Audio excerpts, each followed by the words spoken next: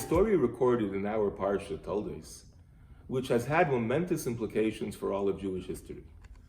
Esav the hunter returns home famished, and Yaakov, his younger twin, is cooking lentil soup. Esav asks for a bowl, and Yaakov agrees, but there's a price. Esav must sell him his birthright, his Bechorah. Esav responds, sure, who needs it anyways? And the deal is done, birthright for a bowl of soup. Some important questions need to be addressed here. Firstly, is it really possible to buy something spiritual with something material, a bowl of soup? And secondly, Esav seems clearly uninformed about the pricelessness and value of the firstborn legacy. As an upstanding, ethical person who also kept all of Torah, how could Yaakov violate the clear laws against cheating a purchaser? Rav Chaim Shmulevitz once shared an incredible insight on this, and I'll explain it using the following story. A poor man once came to his Rebbe, crying desperately for help. The Rebbe gave him a ruble and told him, here's what I want you to do. I want you to buy the first thing offered to you for this ruble. On his way home, he stopped at an inn. Inside were 3 merchants who noticed how terrible he looked and began to tease him, asking him if he wants to buy anything. When he told them that all he has is a ruble, they started laughing, since nothing they owned was worth less than 10 rubles or 100 rubles. But one of them jumped up and said, actually, I've got something for you. I'll sell you my portion of the world to come for a ruble. Fine, said the Jew, I'll do it, but I want it documented. So they drew up the papers, and the other 2 merchants signed their name as witnesses.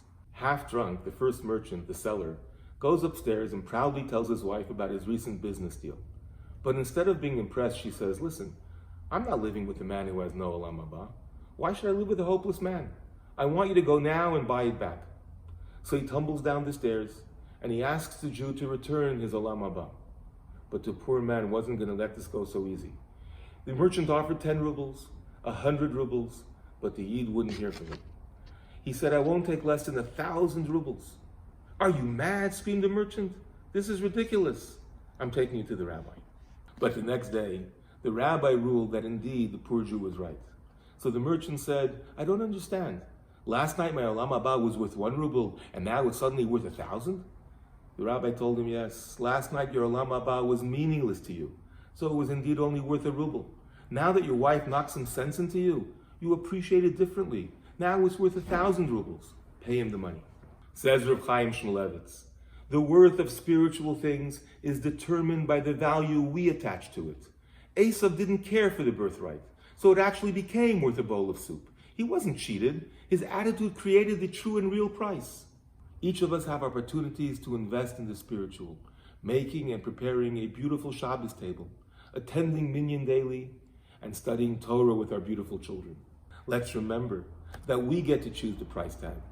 Our attitude can cheapen it, and our attitude can make it priceless. Wishing you and yours a Shabbat Shalom.